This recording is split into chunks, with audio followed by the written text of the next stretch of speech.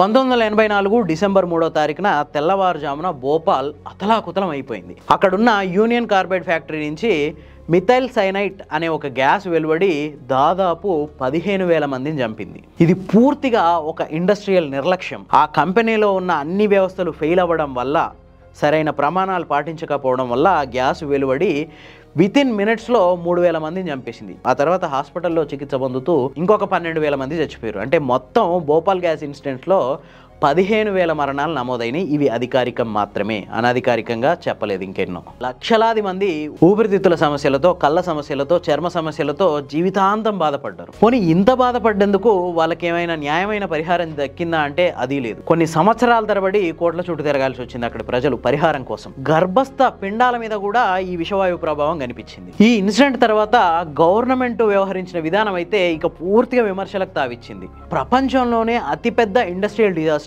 అయినా కూడా ప్రభుత్వం ఆ కంపెనీ మీద ఎట్లాంటి చర్యలు తీసుకోలేదు. అంతేకాదు ఆ కంపెనీ CEO వారెన్ అండర్సన్ దేశం విడిచి వెళ్ళిపోవడానికి గవర్నమెంట్ పర్మిషన్ ఇచ్చింది. ఈ ఘటన జరిగి 41 ఏళ్ళు కంప్లీట్ అయిపోయింది. ఈ మధ్యలో మళ్ళీ ఇట్లాంటి డిజాస్టర్స్ అంత పెద్ద ఎత్తున జరగకున్నా చాలా జరిగినాయి.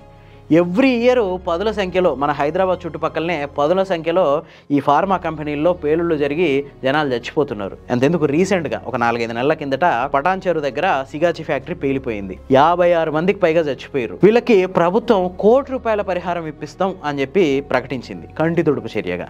కానీ ఈ ఇన్సిడెంట్ జరిగి 5 నెలలు అవుతుంది. ఇంతవరకు ఎంతమందికి పరిహారం వచ్చిందో గవర్నమెంట్ దగ్గరనే లెక్కలేదు. ఆ ₹1,00,00,000 పరిహారం ఇవ్వడానికి ఆ కంపెనీ ససేమిరా అంటుంది. ఎంత ఇస్తారో చెప్పండి అని గవర్నమెంట్ అడగలేకపోతుంది. అసలు ఎందుకు ఈ ప్రభుత్వాలు పెట్టుబడిదారుల్ని గట్టిగా ప్రశ్నించలేకపోతున్నాయి? ఒక సామాన్యుడు ఒక హెల్మెట్ పెట్టుకోకుంటే, ఒక ట్రాఫిక్ రూల్స్ పాటించకుంటే అతని జేబు గుల్ల చేస్తున్నాయి.